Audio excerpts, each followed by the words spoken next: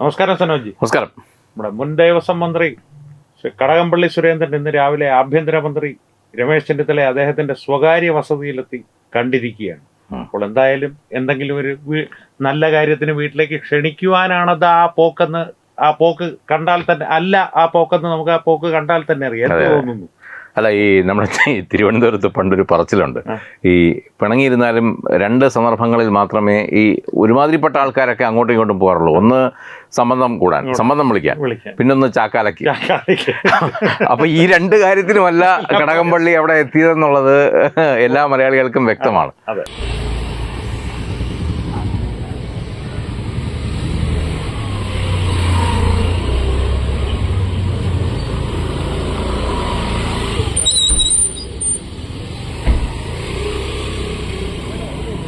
സംബന്ധം കൂടാനും ചാക്കാല വിളിക്കുമല്ല കടകംപള്ളി രാവിലെ രമേശ് ചെന്നിത്തലയുടെ വീട്ടിലെത്തിയത് എന്നുള്ളത് വളരെ വ്യക്തമാണ്. അപ്പോൾ പിന്നെ എന്തിനാണ് എന്നുള്ളത് ഇപ്പോഴത്തെ പ്രത്യേക പരിസ്ഥിതി കൂടി വെച്ച് നോക്കി പരിശോധിക്കുമ്പോൾ വളരെ വ്യക്തമാണ്. പ്രത്യേകിച്ചും SIT കേസ് അന്വേഷണം, അതായത് ശബരിമല സ്വർണ്ണക്കൊള്ളയുമായി ബന്ധപ്പെട്ട കേസ് അന്വേഷണം SIT കടുപ്പിക്കുകയാണ്. SIT ഈ പറഞ്ഞതുപോലെ ആഭ്യന്തര വകുപ്പിന് ആണ് റിപ്പോർട്ട് ചെയ്യുന്നത്. അപ്പോൾ ഇത് ഇനി ഉള്ള കേസിൻ്റെ നീക്കുപോക്കുകൾ എങ്ങനെയാണ് എന്നുള്ളത് അറിയാനാണോ, അല്ലെങ്കിൽ തന്നെ ഉപദ്രവിക്കരുത് എന്ന് പറയാനാണോ, എന്തിനാണ് കടകംപള്ളി എത്തിയത് എന്നറിയില്ല. എന്തായാലും ഇന്ന് വെളുപ്പാങ്കാലത്ത് ഹെൽമറ്റ് പോലും എടുക്കാതെ കടകംപള്ളി സുരേന്ദ്രൻ അവിടെ എത്തിയിട്ടുണ്ട്. അതെ, ഡ്രൈവറില്ലായിരുന്നു, ആക്റ്റീവയിൽ എത്തിയിട്ടാണ് വന്നത്. അപ്പോൾ രമേശ് ചെന്നിത്തല ഒരു കാര്യം പ്രത്യേകം ശ്രദ്ധിക്കണം. ഇദ്ദേഹം വന്നതിൻ്റെ ഉദ്ദേശം എന്തോ ആയിക്കോട്ടെ, ഈ രമേശ് ചെന്നിത്തലയുടെ പോലീസ് മുക്കിനും മൂലയ്ക്കും നിന്ന് ഈ സാധാരണക്കാരുടെ ഹെൽമറ്റുമായിട്ട് നടത്തുന്നുണ്ട്. അപ്പൊ തന്റെ വീട്ടിലേക്ക് ഹെൽമറ്റ് ഇല്ലാതെ വന്നതിന്റെ തെളിവ് ഇന്നിപ്പോൾ എല്ലാ മാധ്യമങ്ങളിലും വന്നിട്ടുണ്ട്. അപ്പൊ അതിനെങ്കിലും മിനിമം ഒരു പെറ്റി കേസെങ്കിലും കടകംപള്ളി സുരേന്ദ്രനെതിരെ എടുക്കണം എന്നുള്ളതാണ്. കടകംപള്ളി സുരേന്ദ്രനും ബാധകമാണല്ലോ, അദ്ദേഹം ഒരു പൗരനാണ് ഇവിടുത്തെ. അദ്ദേഹത്തിന് വേറെ കുമ്പം തുമ്പിക്കൈയുള്ള സ്പെഷ്യൽ ജീവിയൊന്നുമല്ല. അപ്പൊ അദ്ദേഹത്തിനെതിരെ ഈ ഹെൽമറ്റ് ഇല്ലാത്തതിന്റെ എന്ത് വകുപ്പാണ് ആഭ്യന്തര വകുപ്പ് ചാർത്താൻ പോകുന്നതെന്ന് അറിഞ്ഞാൽ കൊള്ളാം. അത് അവിടെ നിൽക്കട്ടെ, നമുക്ക് മറ്റു കാര്യത്തിലേക്ക് വരാം. ഇത് വിട്ടുകളയാതിരിക്കാൻ വേണ്ടിയാണ് ഈ ഒരു കാര്യം എടുത്തു പറഞ്ഞത്. ഞാനെങ്കിലും എല്ലാവരും ശ്രദ്ധിച്ചിട്ടുണ്ട്, ഇനി ആരെങ്കിലും ശ്രദ്ധിച്ചിട്ടില്ലെങ്കിൽ അത് പറയാൻ വേണ്ടി. അതെ അതെ, നിയമം പാലിക്കേണ്ട ഒരു മുൻമന്ത്രിയാണ്. അതെ അതെ, അല്ല അതും ചെന്നത് പോലീസ് മന്ത്രിയുടെ വീട്ടിലേക്കാണ്. ഈ വളവിലും തിരിവിലും ഇരുന്ന് രാത്രി ജോലിയും കഴിഞ്ഞ് വരുന്നവരൊക്കെ പിടിച്ചു നിർത്തി ഹെൽമറ്റ് പരിശോധന നടത്തുന്നത് നമ്മളെ കേരള പോലീസാണ്. അപ്പൊ അവർക്ക് അവരുടെ മന്ത്രിയുടെ വീട്ടിലേക്ക് വന്ന ഒരു അതിഥിയെ തന്നെ കിട്ടിയിട്ടുണ്ട്. ഇപ്പൊ അങ്ങനെയാണല്ലോ, പിടിച്ചു നിർത്തുന്ന ഒഴിവാക്കി ഫോട്ടോ എടുത്ത് വീട്ടിലേക്ക് നോട്ടീസ് അയക്കുന്ന ഒരു പരിപാടിയുണ്ട്. അപ്പൊ അങ്ങനെയെങ്കിലും ഒരു നോട്ടീസ് അയക്കാനുള്ള ഒരു ചങ്കുറപ്പ് ചെന്നിത്തല കാണിക്കുമോ എന്തോ. തൊട്ടതിനും പിടിച്ചതിനും റീൽസ് ഇട്ട് കളിക്കുന്ന കേരള പോലീസിന് ഇതൊരു മാതൃകയാക്കാവുന്ന, കണ്ടോ, മുൻമന്ത്രിയായിട്ട് പിഴയടിക്കാതെ വിട്ടില്ല എന്ന് കാണിക്കാൻ. അതെ അതെ അതെ അതെ, അത് പോലീസിന്റെ മൊറാലിറ്റിയെ ബാധിക്കുന്ന വേറൊരു കാര്യം. അതവിടെ നിൽക്കട്ടെ.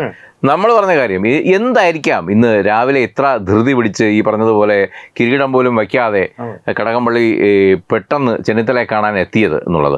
കാര്യം ഇന്നലെ ഇത് സംബന്ധിച്ച മറ്റൊരു ചർച്ച എടുത്തിരുന്നു. ദേവസ്വം ബോർഡിലെ മുൻ പ്രസിഡന്റായിട്ടുള്ള പ്രശാന്ത് പ്രധാന പ്രതിയായി മാറിക്കൊണ്ടിരിക്കുകയാണ് കേസിൽ.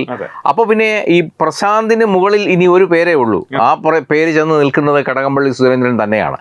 കാര്യം കടകംപള്ളി സുരേന്ദ്രനെ ഒരു വട്ടം പ്രശാന്തിനെ ചോദ്യം ചെയ്യാതിരുന്നപ്പോഴും കടകംപള്ളി സുരേന്ദ്രനെ ഒരു വട്ടം SIT ചോദ്യം ചെയ്തതാണ്, ഇലക്ഷനുമൊക്കെ വളരെ മുമ്പ്. പിന്നീടാണ് അദ്ദേഹം കഴക്കൂട്ടത്തെ സ്ഥാനാർത്ഥിയാകുന്നതും ഇലക്ഷനിൽ മത്സരിച്ച് തോൽക്കുന്നതുമൊക്കെ.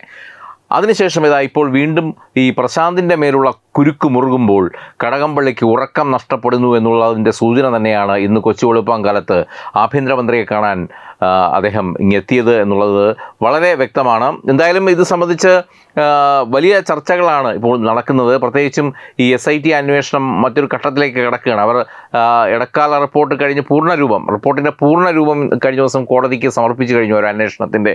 അപ്പോൾ ഇനി കോടതിയാണ് ഇതിലെ ഇടക്കാല വിധി പ്രസ്താവിക്കേണ്ടത്.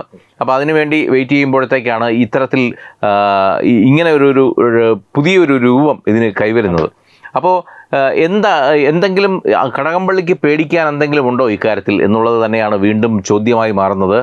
കടകംപള്ളിക്ക് പേടിക്കാൻ ഒട്ടനവധി കാര്യങ്ങൾ ഉണ്ട് എന്ന് തന്നെയാണ് നമുക്ക് ലഭിക്കുന്ന വസ്തുതകളും. കാര്യം ഈ 2019 അല്ലെങ്കിൽ 2018 ഈ യുവതീ പ്രവേശന വിധി വന്നതിന് ശേഷം അങ്ങോട്ട് അതിൻ്റെ മറ പിടിച്ചുകൊണ്ട് ശബരിമലയിൽ ഒരിക്കലും നടത്താൻ പാടില്ലാത്ത പല കാര്യങ്ങളും നടത്തിയെടുക്കാൻ കടകംപള്ളി സുരേന്ദ്രൻ വകുപ്പ് മന്ത്രി ആയിരിക്കെ തന്നെ അവിടെ പല കാര്യങ്ങളും നടത്തിയിട്ടുണ്ട് എന്നുള്ളതിൻ്റെ വ്യക്തമായ തെളിവാണ്.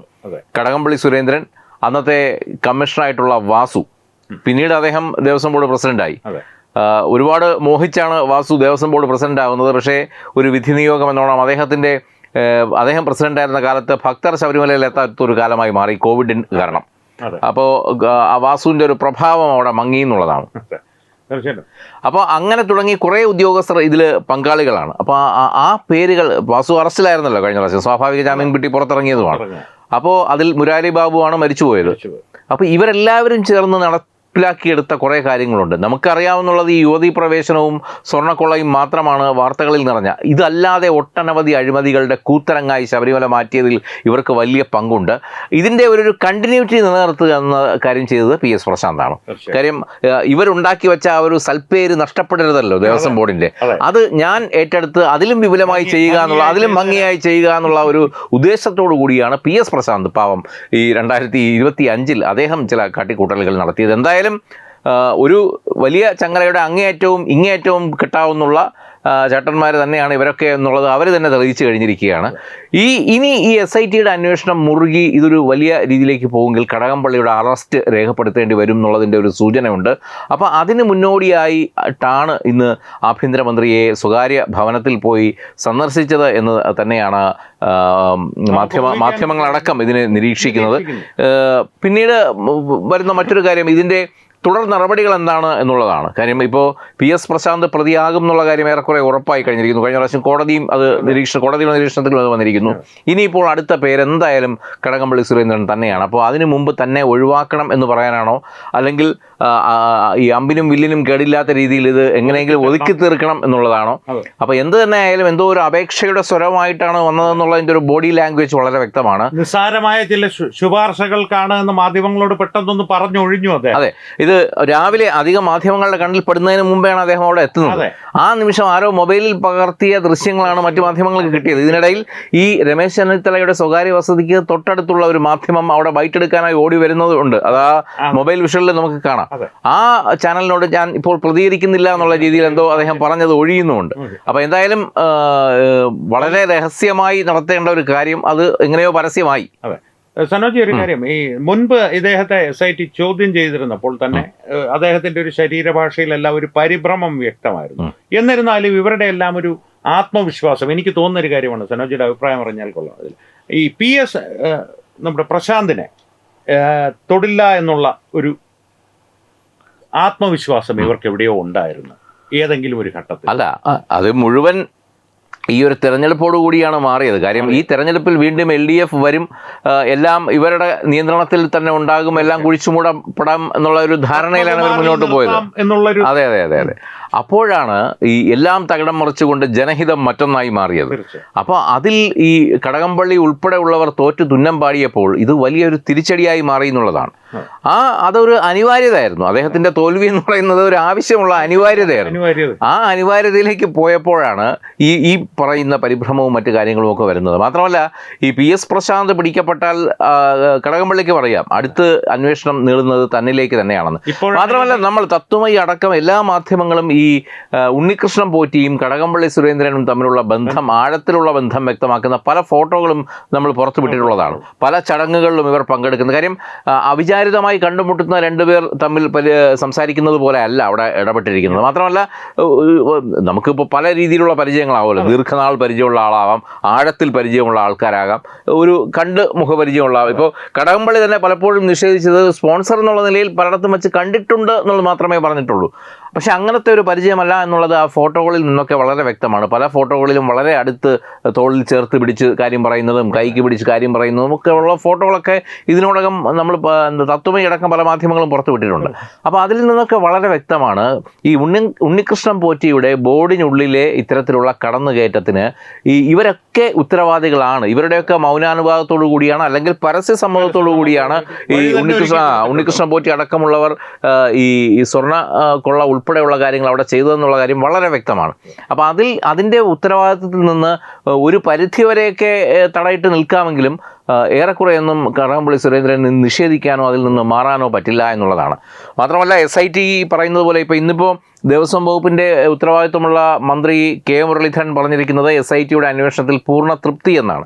അങ്ങനെയെങ്കിൽ അത് നല്ല രീതിയിലാണ് നടക്കുന്നതെങ്കിൽ SITയെ ഈ പുതിയ മന്ത്രിസഭ ഒരു പിടുത്തം പിടിച്ചിട്ടുണ്ടെങ്കിൽ അന്വേഷണം ശരിയായ രീതിയിലാണ്. അങ്ങനെയെങ്കിൽ ഈ പറഞ്ഞ രീതിയിലുള്ള വലിയ ടേണിംഗ് പോയിന്റ്സ് ഈ കേസിൽ ഉണ്ടാകുന്നുള്ള കാര്യമാണ്. അല്ല, ഈ കടകംപള്ളിയുടെ കാര്യത്തിൽ ഇപ്പോൾ ഈ ഭയത്തിന്റെ ഒരു കാര്യം ഒരുപക്ഷെ സനോജ് ഇപ്പോൾ ഒന്ന് സൂചിപ്പിച്ചു, തോൽവി അത്യാവശ്യമായിരുന്നു എന്നുള്ളത്. നിയമസഭാ സാമാജികൻ എന്നുള്ളൊരു സംരക്ഷണം പോലും ഇപ്പോൾ അദ്ദേഹത്തിന് ഇല്ല. നാളെ SIT ഇദ്ദേഹത്തെ പ്രതി ചേർക്കുകയാണെങ്കിൽ ഇദ്ദേഹത്തെ അറസ്റ്റ് ചെയ്യാൻ ആരോടും ചോദിക്കേണ്ട കാര്യമില്ല. അവർക്ക് അത്തരത്തിലൊരു ഭയം കിടക്കുന്നുണ്ട്. ഇവിടെ ഒരു ചോദ്യം ചോദിക്കാനുള്ള, പത്മകുമാറിന്റെ ഭൂമിക എന്താണ് ഇവിടെ? പത്മകുമാറിന്റെ റോൾ എന്താണ്? അല്ല, പത്മകുമാർ അന്ന് ഭരണത്തിലിരുന്നപ്പോൾ ഇവരുടെയൊക്കെ ഒരു വാലാട്ടിപ്പട്ടി എന്നുള്ളൊരു റോളായിരുന്നു അദ്ദേഹത്തിന്. കാര്യം പത്മകുമാറിനെ കൊണ്ട് പലതും ഇവർ ചെയ്യിച്ചു. പത്മകുമാർ ദേവസ്വം അന്ന് അതുകൊണ്ടാണല്ലോ ധൃതിപ്പെട്ട് നമ്മുടെ പ്രയാർ ഗോപാലകൃഷ്ണനെ മാറ്റിയിട്ട് പത്മകുമാറിനെ ആ സ്ഥാനത്ത് കൊണ്ടിരുത്തുന്നത്. പത്മകുമാറിനെ കൊണ്ടിരുത്തിയത് മുതൽ പത്മകുമാർ ഇവരുടെ ഒരു ഏറാൻ മൂളിയായി നിന്നുകൊണ്ട് എല്ലാ കാര്യങ്ങളും ഇവർ ഉത്തരവിടുന്ന എന്ത് കാര്യവും ശബരിമലയിൽ നടപ്പിലാക്കാൻ പ്രാപ്തനായ ഒരു പ്രസിഡന്റായിരുന്നു പത്മകുമാർ.